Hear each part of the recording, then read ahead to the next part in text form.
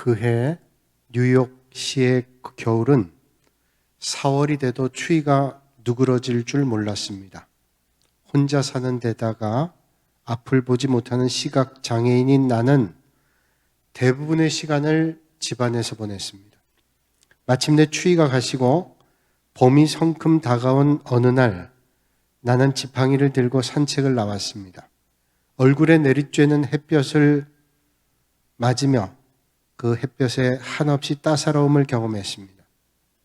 조용히 길을 걷고 있는데 이웃 사람이 날 불렀습니다. 그는 내가 가는 곳까지 차로 태워주겠다고 했지만 나는 정중히 거절하고 혼자 걸었습니다. 길 모퉁이에 도착하자 습관대로 걸음을 멈췄습니다. 파란 신호등이 들어올 때 사람들과 같이 길을 건너기 위해서였습니다. 차 소리가 멈춘 지 오래됐는데도 주위에는 사람들이 없었습니다. 나는 참을성 있게 기다리며 어릴 적 학교에서 배운 봄 노래를 흥얼거리기 시작했습니다. 그때 갑자기 강하면서도 듣기 좋은 남자 목소리가 들려왔습니다. 굉장히 쾌활하신 분 같군요. 제가 함께 길을 걸어도 될까요? 그의 정중한 물음에 나는 기분이 좋아져서 고개를 끄덕이며 예 라고 들릴 듯 말 듯한 소리로 대답했습니다. 그는 내 팔을 가볍게 잡았습니다. 우리는 함께 천천히 길을 건너면서 날씨에 대한 이야기를 나누었습니다. 이처럼 아름다운 날씨를 즐길 수 있어서 얼마나 좋으냐는 얘기도 나누었습니다. 길을 거의 다 건넜을 때쯤 자동차 경적이 사방에서 울리기 시작했습니다. 분명히 신호가 바뀐 모양이었습니다. 우리는 간신히 길을 건널 수 있었습니다. 그리고 나는 그 사람 쪽으로 돌아서서 감사 인사를 할 참이었습니다. 그런데 내가 말하기 전에 그가 먼저 입을 열었습니다. 부인께서는 제가 얼마나 감사할지 모르실 겁니다. 저 같은 시각장애인을 도와 길을 건너주셔서 정말 고맙습니다. 그 봄날의 기억은 내 마음속에 영원히 남아있습니다. 살로트 웨크슬러라는 사람의 어느 날의 일기입니다. 그는 시각장애를 가지고 있는 사람이고 길을 건너기 위해서 누군가 기다렸죠. 기다렸는데 어떤 남자가 함께 건너자는 거예요. 그 도움을 받고 건넜는데 나중에 보니까 그 남자도 시각장애를 가지고 있는 겁니다. 시각장애를 가지고 있는 두 사람의 이야기죠. 아마도 평생 잊지 못할 기억 속의 사람일 것입니다. 오늘 이 아침에 우리에게도 기억이 나는 사람이 있습니다. 저도 이 말씀을 준비하면서 제가 목회하면서 일상의 삶에서 기억났던 많은 사람들이 떠올랐습니다. 좋은 기억도 있고 다 털어버리고 싶은 기억도 있고 내 가슴 속에 새기고 있는 기억나는 좋은 사람도 있고 잊혀져 버렸으면 하는 그런 기억들도 있습니다. 슈바이처에게 어떤 사람이 물었다 그러죠. 어떻게 당신은 그렇게 위대한 일을 할 수가 있었습니까? 그때 슈바이처가 대답합니다. 저에게는 두 가지의 기억이 있습니다. 하나는 13살 때 동네 아이와 싸움을 했습니다. 친구를 땅바닥에 내팽개치고 위에 앉아 짓누르는데 그 친구가 자기를 향해 하는 말이 나도 너처럼 일주일에 고기를 한 번만 이상 먹으면 너를 때려 눕힐 수 있어 라는 말이에요. 그 말을 듣고 그때부터 슈바이처는 3년 동안 고기를 먹지 않았대요. 그는 부자였습니다. 그리고 모든 사람들이 다 자기 가정처럼 고기를 먹는 줄 알았답니다. 그런데 나도 너처럼 일주일에 한 번 이상 고기를 먹으면 너를 때려 눕힐 수 있어 라는 말을 들으면서 가난한 사람들이 있다는 것을 생각해 봤대요. 또 한 번은 그가 자라서 공원을 지나다가 백작 부인 동산 앞에서 흑인이 그 백작 부인의 발을 닦으며 눈물을 흘리는 모습을 보았답니다. 그게 얼마나 가슴 저미는지 피부색이 다른 이유 때문에 또 그의 삶의 처지 때문에 백작 부인의 발을 닦으며 눈물 흘리는 사람을 보면서 그가 나중에 아프리카를 향하는 귀한 사역을 감당하게 됐다는 거죠. 우리는 우리에게 주어진 기억 하나하나가 우리 인생을 바꿔지게 되는 걸 보게 되죠. 불행한 기억이 많은 사람들을 불행하게 만들기도 하고 행복한 기억을 가진 사람들은 행복한 삶을 살아갈 수 있어요. 그런데 사람들은 아름다운 기억보다 잊혀져야 될 나쁜 기억으로 힘든 삶을 살아갈 때가 있습니다. 어리석은 일이죠. 힘들고 어려운 기억들 극복할 수 있는 은혜가 여러분들에게 있으실 수 있길 바랍니다. 우리에게 기억하는 건 뭐예요? 죄로 말미암아 죽을 수밖에 없었던 인생들이 십자가 보혈의 은혜로 이전 것은 지나갔으니 새로운 것이 되었도다. 하나님의 은혜 받은 것만을 기억하실 수 있길 바랍니다. 우리가 인생에 살아갈 때 기억나는 사람이 있다면 좀 더 생각을 확장해서 우리가 영원하신 하나님 앞에 기억될 수 있다면 그것처럼 복 있는 인생이 있을 수 있을까요? 우리에게 행복을 줬던 기억한 사람이 우리에게 큰 행복을 주기도 하고 우리에게 고통을 줬던 사람에게 우리는 큰 불행을 느끼는 것과 마찬가지로 우리 하나님께 정말로 좋은 기억이 남는 사람이 된다면 얼마나 복 있는 인생일까요? 저는 오늘 이 아침에 여러분이 믿음의 사람 고넬료를 통해서 주님께 기억되는 믿음을 배우고 하나님께 기억되는 사람들이 되실 수 있기를 바랍니다. 오늘 본문에 말씀하고 있는 백부장 고넬료의 믿음에 대해서 그리고 그가 어떤 은혜를 받았는지를 구체적으로 말씀하고 있습니다.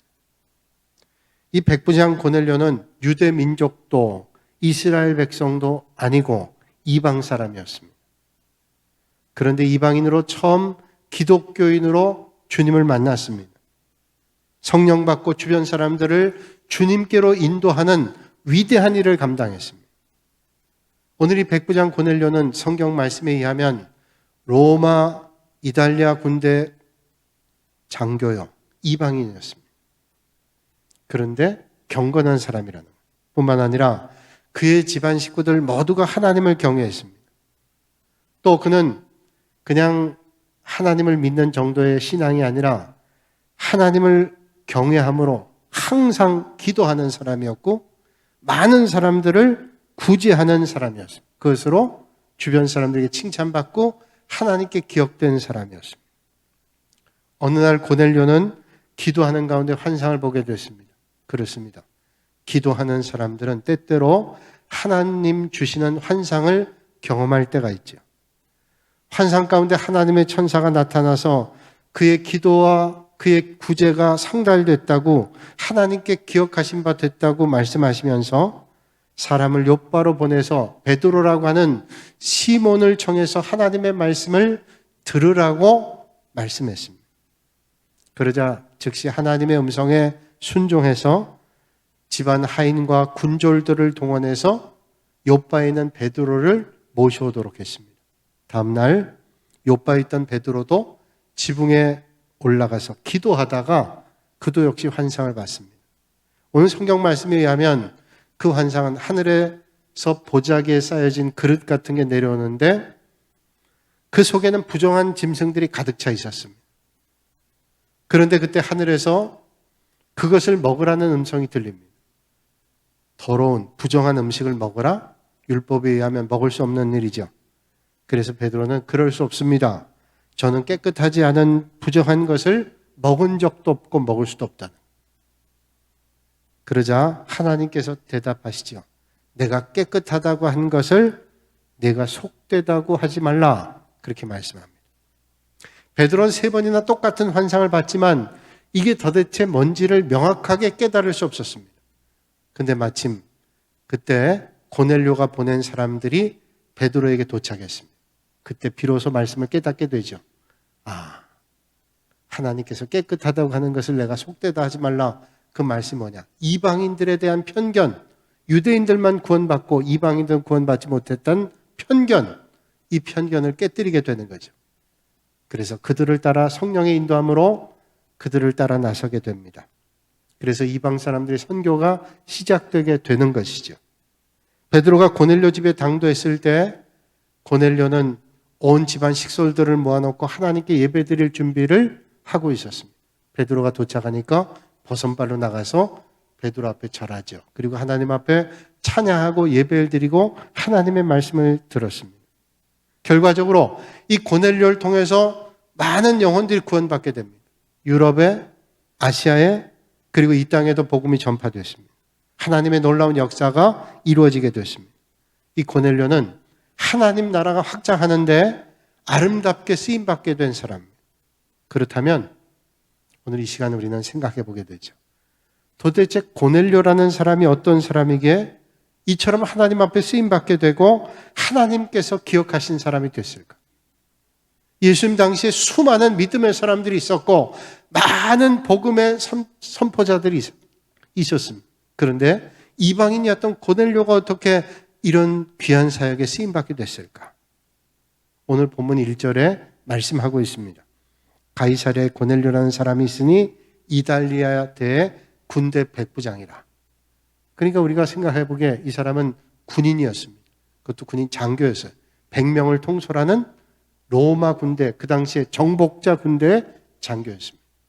이 이름에는 중요한 비밀이 있습니다. 고넬료라는 이름은 명문 가문을 암시합니다. 역사학자들은 말하기를 주전 82년에 1만 명의 노예를 해방시킨 장군 가운데 포블리우스 코넬리우스 슐라라고 하는 장군이 있는데 이 코넬리우스 슐라라는 코넬리우스란 말은 고넬료 가문이라는 거예요. 그러니까 그의 선배들 가운데 그의 조상 가운데 코넬리우스 율라라고 하는 유명한 장군 있었습니다. 장군의 가문이에요. 여러분 군인인 그 고넬료에게 장군 조상이 있다는 것은 얼마나 유익한 일인지 모릅니다. 명문 가문입니다.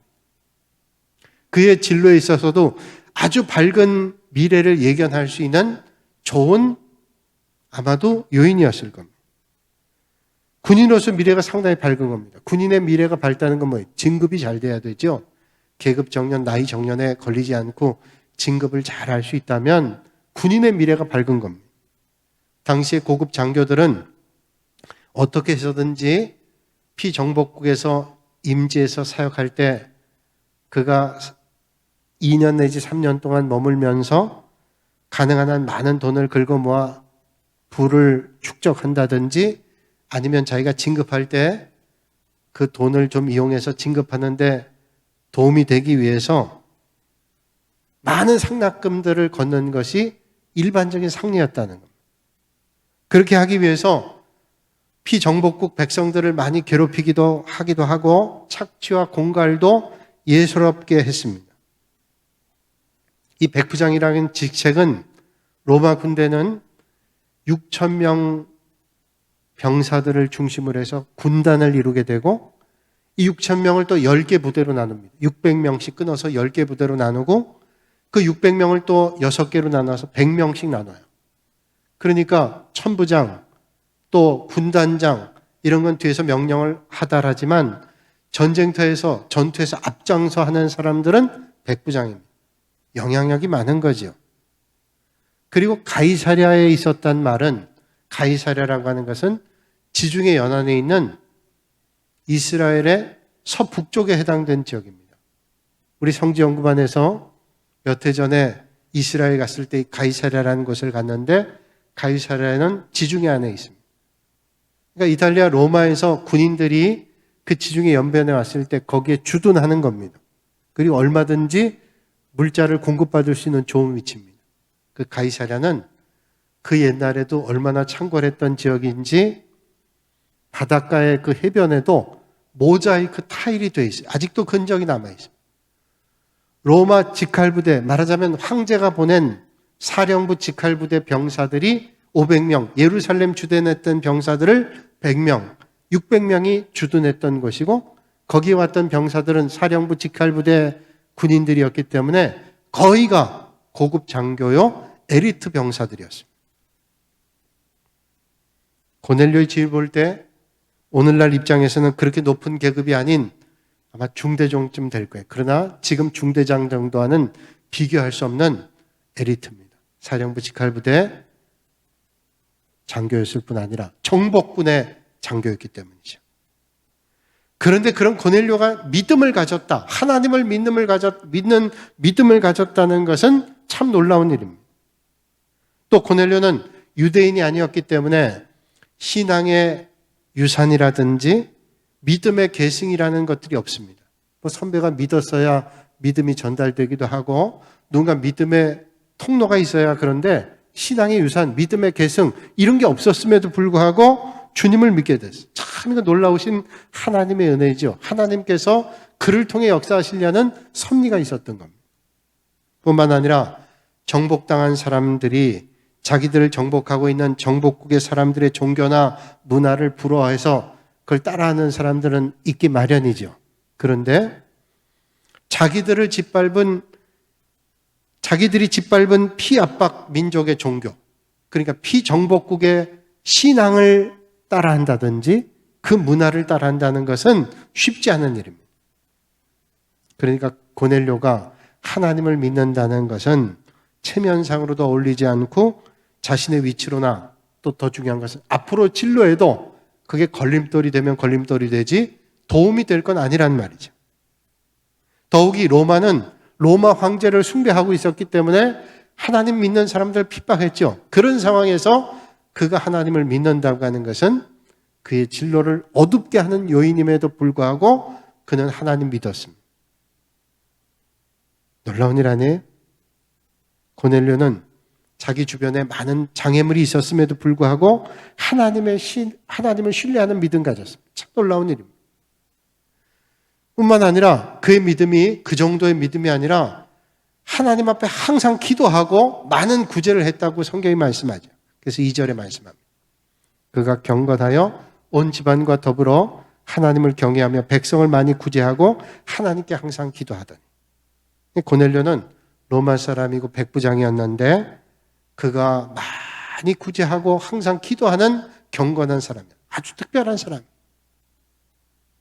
사실 정복군의 군인 100명을 거느리는 지휘관이라면 시간 없습니다. 여러분 군인들 바쁩니다. 훈련도 받아야 되고 근무도 해야 되고 통솔도 해야 되기 때문에 얼마나 바쁜지 몰라요. 시간이 정말로 틈이 없습니다. 그런데다가 정복군의 장교라고 하면 교만할 수 있잖아요. 왜냐하면 자기가 정복하고 있는 그 지역에 왕대접 받을 수 있어요. 교만할 가능성이 많습니다. 그런데 그런 사람이 많이 구제하고 항상 기도한 경건한 사람이었다. 항상 기도하고 구제하는 그런 사람을 오늘도 하나님께서 기억하십니다. 그런 사람을 하나님 좋아하세요. 하나님은 많이 구제하고 항상 기도하는 고넬료를 귀하게 보셨습니다. 얼마나 귀하게 보셨는지 하나님께서 천사를 보내주셔서 그에게 말씀하셨단 말이에요. 하나님뿐 아니고 가이사랴 주변에 많은 사람들이 고넬료를 칭찬했습니다. 하나님도 칭찬하시고 주변에 있는 많은 사람도 칭찬했습니다. 그래서 하나님이 기억하실 정도로 기억나는 사람 됐어요. 그런 너그러운 사람을 하나님 오늘 쓰세요. 뿐만 아니라 고넬료는 인간관계도 아주 원만했던 것 같습니다.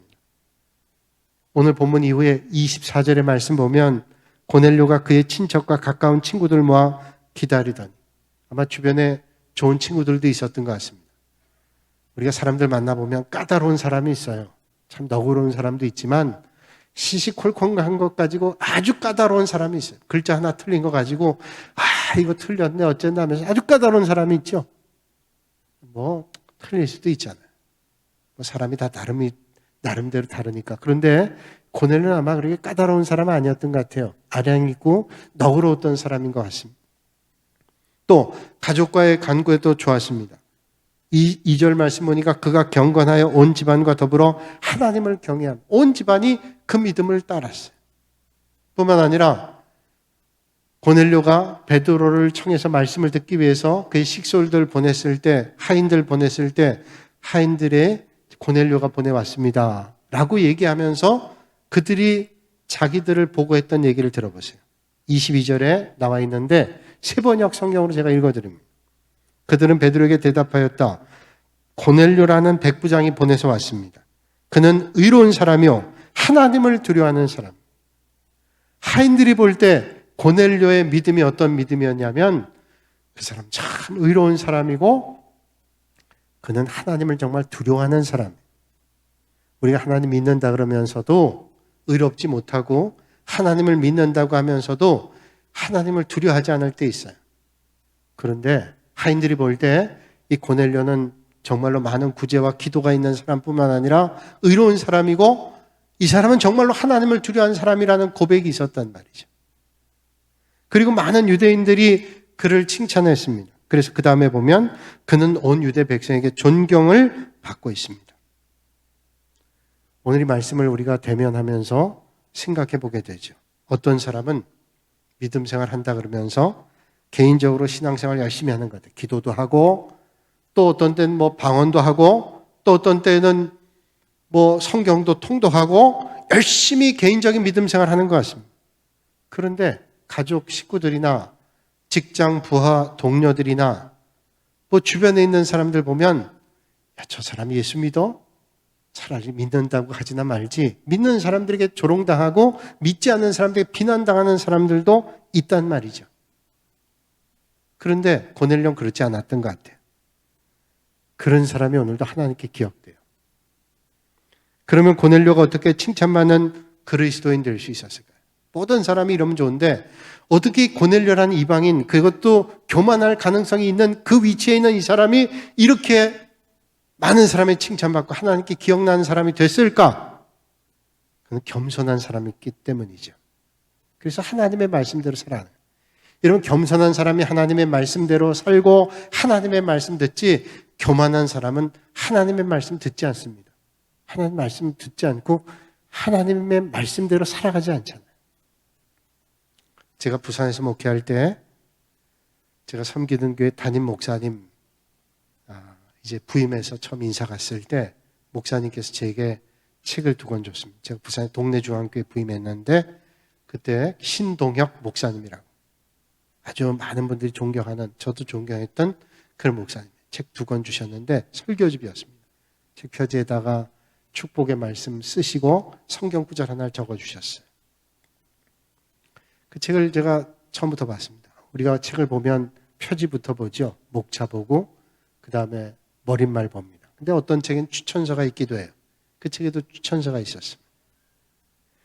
그 책의 추천서를 먼저 봤는데 보통 우리가 추천서라고 하는 것은 유명한 사람들의 도움을 받습니다. 교계 총회장이라든지 유명한 대학의 총장과 교수라든지 알만한 사람들의 추천받죠. 그래서 그 책의 권위를 높이려고 하는 거죠. 어떤 때는 알지도 못한 사람에게 찾아가서 추천서를 써달라고 해요. 또 아는 사람을 통해서 가서 써오기도 합니다. 엉터리죠. 그 책을 읽어보지도 않고 그 사람 알지도 못하는데 추천한다. 아는 사람들은 그런 거 보고 비웃잖아요. 이 추천이 무슨 의미가 있나. 근데 그 책은 추천서가 그 교회 저보다 먼저 있었던 부목사님께 담임 목사님이 추천서를 받았어요. 참 의아한 이례적인 일입니다. 유명하거나 덕망 있거나 어떤 직책이 높은 사람에게 추천서를 받는데 본인이 담임 목사였을 때 부목사였던 분의 추천서를 받으셨어요. 그래서 더 눈여겨서 읽었습니다. 그 내용은 이래요. 제가 짤막하게 한번 소개해드립니다.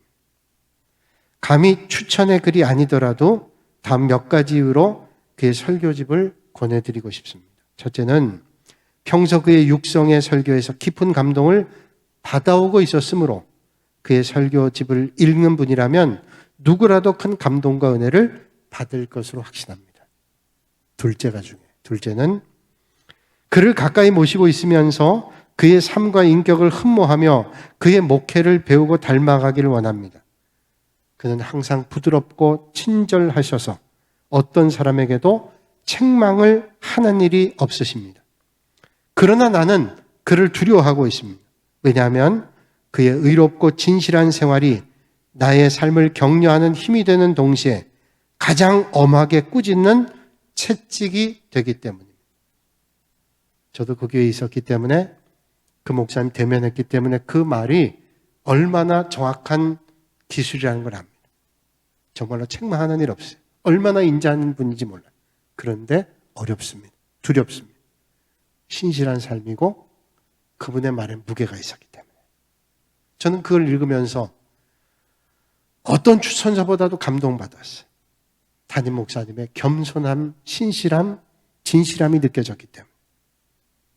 언젠가 그 목사님께서 나이 어린 교육 전도사님에게도 깍듯하게 하시는 말씀을 제가 자주 보면서 둘이 차를 타고 갈 기회가 있어서 여쭤봤어요. 목사님, 저는 많은 교회에 있어 보진 않았지만 목사님 참 나이 어린 전도사들을 대할 때에도 또 저같이 아들보다 더 어린 목사를 대할 때에도 정말로 깍듯하게 경화하시고 존중하게 대하는 모습을 볼 때마다 감동받고 어떻게 그러실 수 있을까 한번 마음을 가졌는데 제가 한번 여쭤봅니다.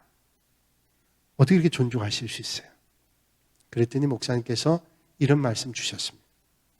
아무리 어려도 하나님의 부르심을 받고 주님의 종의 길을 가시는 분들을 당연히 존중해야죠. 그분은 하나님이 부르신 하나님의 종이라 존중합니다.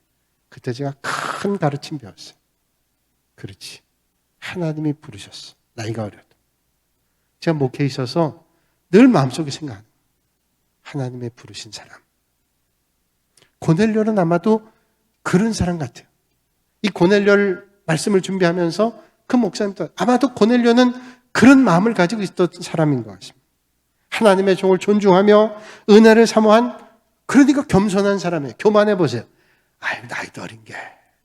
그러면서 얼마나 교만한 사람이 세상에 많아요. 그런데 겸손했어요. 그러니까 하나님의 말씀을 듣죠. 그래서 베드로를 청하며 하나님의 말씀을 듣기를 원했습니다. 고넬료는 베드로를 청해놓고 모든 일을 뒤로 하고 고넬료는 베드로 오시기를 기다렸어요. 베드로가 오는 겁니다. 버선발로 나가서 베드로 앞에 엎드려 절했습니다. 여러분, 고넬료는 정복군의 고위 장교입니다. 고급 장교. 베드로는 뭐예요? 어부였던 사람이죠. 그가 뭐 지체가 높은 사람 아닙니다. 하나님의 종이지만. 그런데 그가 버선발로 나가 엎드려 절했다? 보기 민망한 일일 거예요. 베드로도 그랬습니다. 베드로가 일으켜 말하죠. 일어서시라. 나도 사람이라. 나도 사람이라고 얘기했을까요? 그 말이 마치 하나님 대하듯 했기 때문에 하지 않았을까요? 나도 사람입니다. 그러니까 일어서십시오. 그런데 고넬료가 아주 중요한 말을 합니다. 33절, 오늘 본문 이후에는 33절에 말씀하죠. 이제 우리는 주께서 당신에게 명하신 모든 것을 듣고자 하여 다 하나님 앞에 있나이. 하나님께서 주신 말씀 듣기 위해서 우린 지금 하나님 앞에 있습니다. 사람 앞에 있는 게 아니라 하나님 앞에 있는 겁니다. 여러분, 하나님께서 이 말씀을 들으시고 얼마나 기뻐하셨을까? 그래, 내가 보낸 종을 하나님 말씀으로 듣는다. 내가 그래서 하나님 말씀 앞에 섰습니다. 얼마나 주님을 존중하는 거예요. 얼마나 하나님 말씀을 정성껏 들으려고 하는 겁니다. 이미 은혜 받을 자세가 됐고 은혜는 이미 받은 겁니다. 제가 어릴 때 모교이기도 하지만 서울의 영락교회 원로 목사님이셨던 한경직 목사님, 많은 분들 존경하시죠. 그 한경직 원로 목사님께서 생전에 그 목사님께서 신방을 받으셨어요. 그 교회 교구 목사님이셨던 부목사님이죠. 대신방 받았습니다. 예배 드리고 이제 끝났는데 원로 목사님께서 오신 교구 목사님, 제가 말씀드려도 될 것 같아요. 그 목사님은 지금은 서울의 신천교회 원로 목사님 되신 오창 목사님, 그때는 교구의 부목사님이셨는데 신천교회로 가셔서 오랫동안 목회하시고 원로 목사님 되셨어요. 지금 원로 목사님 80이 넘어서 계신 목사님. 그 목사님께, 그러니까 원로 목사님이 교구 부목사님이죠. 목사님께 그렇게 얘기하시더래요. 목사님, 가시기 전에 저를 위해서 간절히 기도해 주십시오. 원로 목사님이 부목사님께 간절히 기도해달라. 그 말씀을 듣고 부목사님 깜짝 놀랐어요. 목사님, 제가 지금 무릎 꿇고 목사님께 간절한 기도를 받아야 되는데 제가 감히 어떻게 목사님 위해서 기도할 수 있어요? 그게 그냥 인간적 생각이죠. 두려운 거죠. 그 감히 내가 어떻게 그런 마음이 들 수 있잖아요. 그러자 한 목사님께서 이런 말씀하셨어요. 아닙니다. 목사님께서 기도해 주십시오. 오늘 목사님께서 하나님의 말씀을 전하러 오신 분입니다. 그러므로 목사님께서 저를 위해서 기도해 주십시오. 그 말씀 거절할 수 없어 이 부목사님께서 간절하게 하나님 앞에 기도하셨대요. 얼마 전에 제 그 목사님 뵀을 때 그 목사님 저에게 얘기하셨어요. 참 그렇게 훌륭하신 목사님이라고. 또 배웠습니다. 오늘 저도 마찬가지죠. 저는 이 교회 담임 목사지만 우리 부목사님이나 전사님이 설교할 때 있어요. 저는 제가 부목사로 있을 때 그 목사님 통해서도 배우기도 했고 여러 훌륭한 목사님 통해 배우기도 했어요. 목회자는 하나님의 말씀을 전하는 목사님은 강대상에 설 때 하나님 말씀을 대언하는 거예요. 그러니까 그 하나님의 말씀을 잘 듣기 위해서 귀를 열고 마음을 열고 들어야 된다는 거예요. 그러면 하나님이 은혜를 베풀어 주세요. 저 사람은 나보다 어리고 저 사람은 나보다 배움도 짧고 그러면 하나님의 말씀이 들을 수도 없고 하나님 말씀 앞에 있는 것도 아닙니다. 오늘 우리의 심령도 이런 심령들이 되실 수 있기를 주님의 이름으로 축복합니다. 그렇습니다. 무릎 꿇는 겸손한 자세와 은혜를 사모하는 간절한 마음을 가진 사람이 하나님의 은혜를 받을 수 있어요. 오늘 이 말씀은 어떤 면에서 불편하실 수도 있어요. 그러나 저는 목자의 심정으로 우리 사랑하는 교우들이 정말로 그런 마음이 되셔서 하나님이 주시는 은혜를 하나도 놓치지 않고 받으시는 그런 복 있는 성도들이 되시기를 주님의 이름으로 부탁드립니다. 고넬료는 그런 사람이었던 것 같아요. 고넬료는 그래서 베드로를 불러다가 내가 지금 하나님 앞에 서 있습니다. 하나님 말씀 듣기를 원합니다. 하나님의 은혜를 주시죠. 그래서 하나님이 고넬료 같은 사람을 기억하셨어요. 그리고 축복의 통로가 됐습니다. 하나님은 지금도 고넬료 같은 사람을 찾으세요. 주님이 어떤 사람 찾겠어요? 지금도 고넬료 같은 사람을 찾습니다. 하나님의 은혜로 저와 여러분들이 하나님께 영원히 기억되는 고넬료들이 되실 수 있기를 주님의 이름으로 축원합니다. 거룩하신 아버지 하나님, 오늘도 이 아침에 저희를 주님 전으로 불러주시고 온 마음을 다하여 예배하며 하나님 말씀 앞에 서게 하시니 감사합니다. 주님, 오늘도 말씀하시는 주님의 음성을 듣게 하시고 그 하나님 말씀을 잘 따라 삶으로 우리가 하나님 앞에 영원히 기억되는 믿음의 사람들, 축복의 성도들 되게 하여 주시옵소서. 예수님의 이름으로 기도하옵나이다. 아멘.